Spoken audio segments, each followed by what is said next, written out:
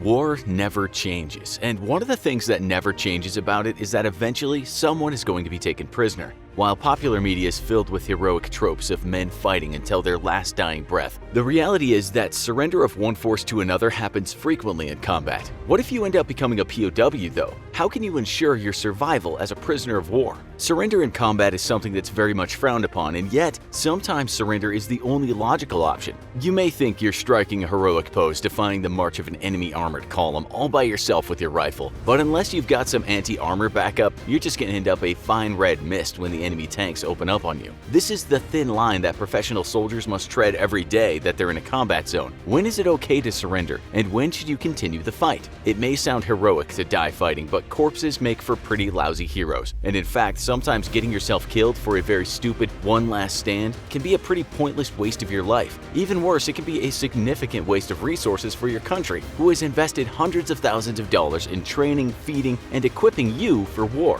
Sometimes you have to know when to throw in the towel, and as the old adage goes, live to fight another day. If you die, that's it, your nation will never get another use out of you again, but if you survive and manage to escape captivity, well then you're back in the war, actually making a difference again.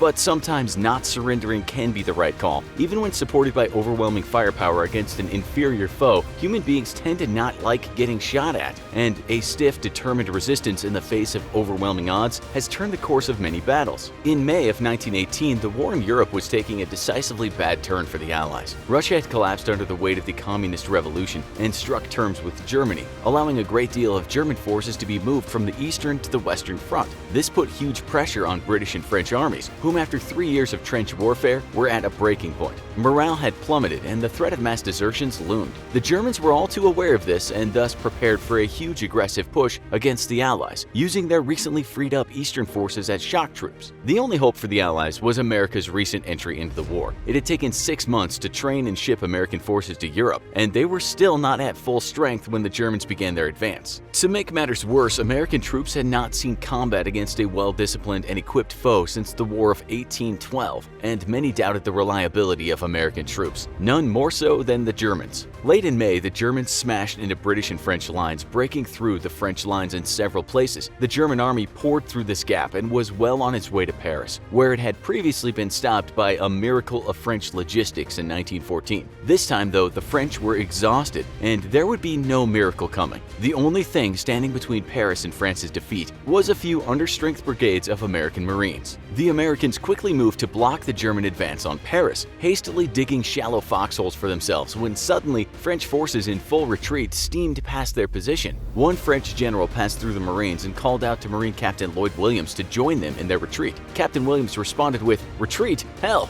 we just got here." The following day, the German army smashed into the American forces, only to be bloodily repelled. Realizing they had finally met with the Americans, German commanders ordered their forces to place all pressure possible on the Americans, hoping to break them early in their first few weeks of the war. If the Americans broke, their demoralized and exhausted British and French allies would break as well, and Germany could seize victory. Captain Williams' response, "Retreat, hell," has become itself an official Marine motto, and as history proved, the Americans did not retreat, giving time for their allies to regroup and gather their strength. In what is perhaps the single most important refusal to surrender in the face of overwhelming odds in modern history, Captain Williams and his Marines ensured that the Allies would win World War I and shape a future victory in the Second World War. Yet, not every fight is a decisive turning point in history, and sometimes surrender is the only viable option. Inevitably, this means that a soldier will one day become a POW, and learning how to survive as one is critical. First, it's important to note that each nation has its own code of conduct for POWs, and their own goals that soldiers should strive for while captive. Today, we'll be talking about the United States' code of conduct for POWs, and it's important to note that in the American military, it's not only expected but mandated that POWs continue to resist the enemy as long and as effectively as possible, even from captivity. American POWs are expected to attempt to escape and rejoin friendly forces in order to carry out the fight once more. They're not expected to simply remain put in their prison camps and wait for war's end or negotiations.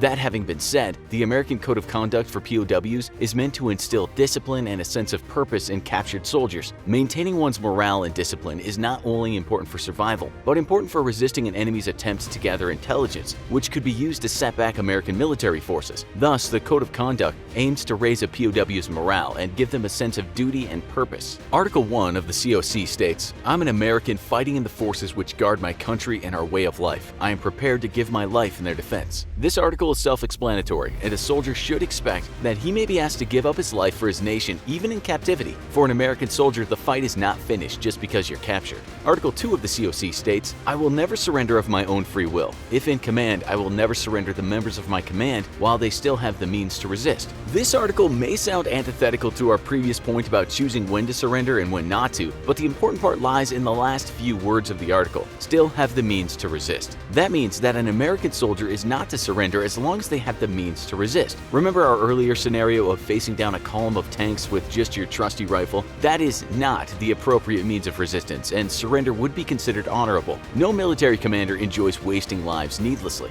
The Battle of Choshin Reservoir in the Korean War is the perfect example of when surrender is not acceptable. In this battle, an American Marine division reinforced with smaller UN units faced off against a vastly greater number of Chinese forces. Completely surrounded and overwhelmed by a ratio of 4-1, American Marine Major Oliver P. Smith ordered a fighting withdrawal instead of the surrender demanded by the Chinese. Though the Chinese forces vastly outnumbered the UN forces were better equipped and better trained, and ended up inflicting horrific casualties on the Chinese, effectively reducing the number of divisions they had in Korea from 30 to 18. As long as an American soldier has the means to effectively resist the enemy, he's expected not to surrender. Article 3 states, "If I'm captured, I will continue to resist by all means available. I will make every effort to escape and to aid others to escape. I will accept neither parole nor special favors from the enemy." This article highlights the duty an American soldier has to continue resisting the enemy, even in capture. It may seem futile to attempt resistance while as a POW, but providing security for enemy combatants can actually be a huge drain of resources for the enemy. Every soldier that you force the enemy to stand guard over you is another soldier that isn't on the front lines. So even if you fail to escape your prison camp, simply trying to escape will force the enemy to shift resources away from the battle. Of course, your ultimate aim is escape though, and then the rejoining of a friendly unit. However, while a POW, an American soldier is never to accept any form of favors or perks over his fellow prisoners. This is to prevent the enemy from manipulating a soldier into divulging intelligence, or to allow the enemy to breed resentment amongst other soldiers, and thus destroy the chain of command and spirit of teamwork amongst POWs. Article 4 states, "If I become a prisoner of war, I will keep faith with my fellow prisoners. I will give no information or take part in any action which may be harmful to my comrades. If I am senior, I will take command. If not, I will obey the lawful orders of those appointed over me and will back them up in every way." The aim of Article 4 is to ensure that the chain of command is unbroken even in captivity.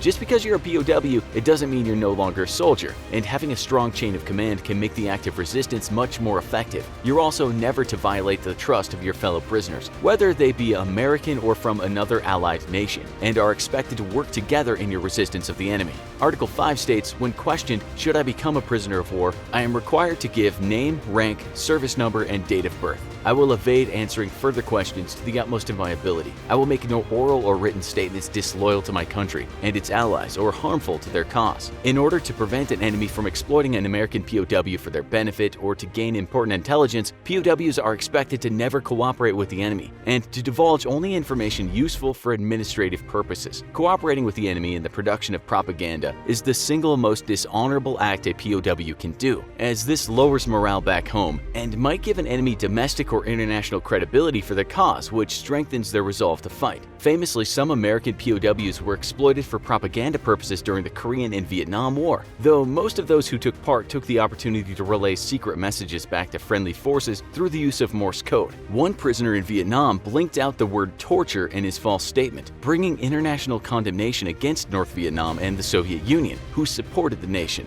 Lastly, Article 6 states, "I will never forget I am an American, fighting for freedom, responsible for my actions, and dedicated to the principles which made my country free. I will trust in my God and in the United States of America." Article 6 is meant to keep morale high amongst POWs, as the experience of being an enemy prisoner of war can be a very trying and stressful experience. The statement that an American soldier is fighting for freedom can certainly be questioned in several of America's recent conflicts, but when faced with an extremely stressful situation, as well as possible poor treatment or outright torture, keeping faith in one's nation is critical to resisting an enemy's attempt forces to gather intelligence or exploit a POW for their benefit. As with many challenging situations in life, the ultimate key to survival for a POW is to keep their spirits and their faith in the nation high. Life for a POW can be difficult and at times even outright horrible. While most nations abide by the Geneva Conventions on the treatment of prisoners of war, many Americans have fallen prey to torture and abuse. Keeping the code of conduct, however, is critical for survival as a POW, and probably best exemplified by the late American Senator John McCain's own ordeal in the infamous Hanoi Hilton.